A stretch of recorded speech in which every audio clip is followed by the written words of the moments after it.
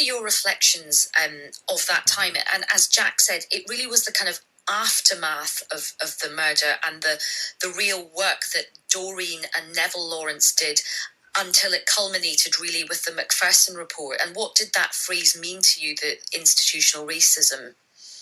Yeah, sure. I mean, this was a game changer, the murder of Stephen Lawrence, for a whole variety of reasons, because prior to the murder of Stephen Lawrence, there were whole other examples of structural racism, institutional racism, which was never recognised.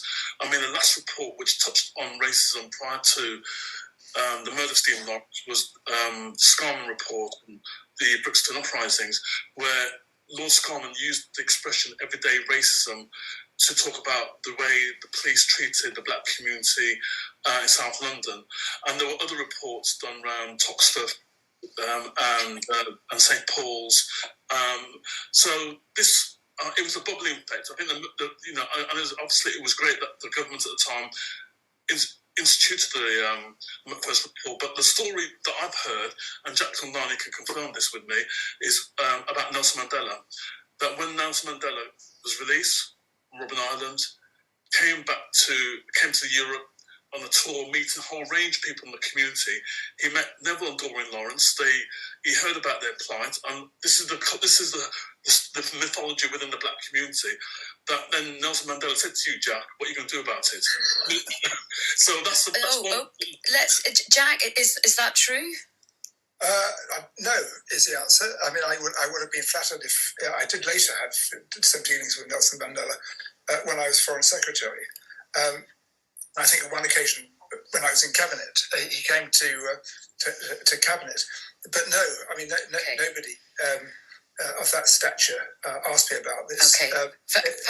Patrick. It was Neville and Doreen who came to see me when I was Shadow Home Secretary and said, would I commit the Labour Party to having an inquiry? And I said to them, look, I don't want this in the manifesto because it will turn it into a partisan issue. But I promise you, if we get into government and I become Home Secretary, I will put this at the top of my list of priorities. And that's what I did. Okay, Patrick. So I'll continue with that one. So, I mean, actually, I remember going to Hannibal House where they had the hearings. I went there on 2 occasions.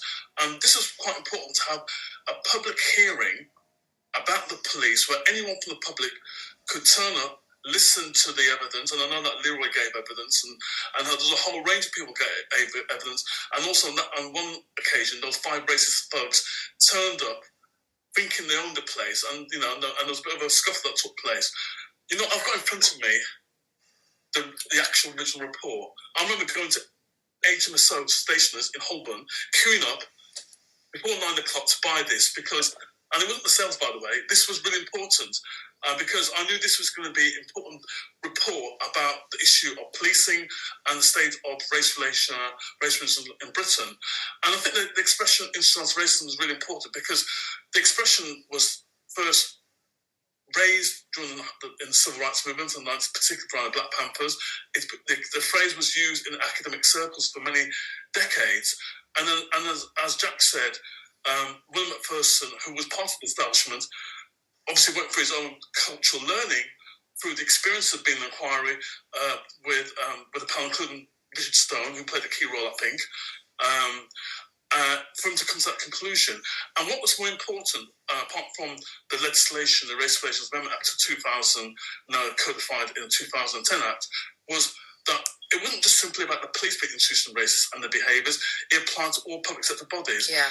A year and a half later, the Crown Prosecution Service had its own internal review led by the late Sylvia Denman, a black Caribbean lawyer and academic. She did a similar review, came to the same conclusions with the CPS. And then when it came to the NHS, the death of Rocky Bennett in a mental health institution in Anglia, that was also raised that this was applying across the whole aspect of the public sector. And I think you're absolutely right. I think what was so important about that phrase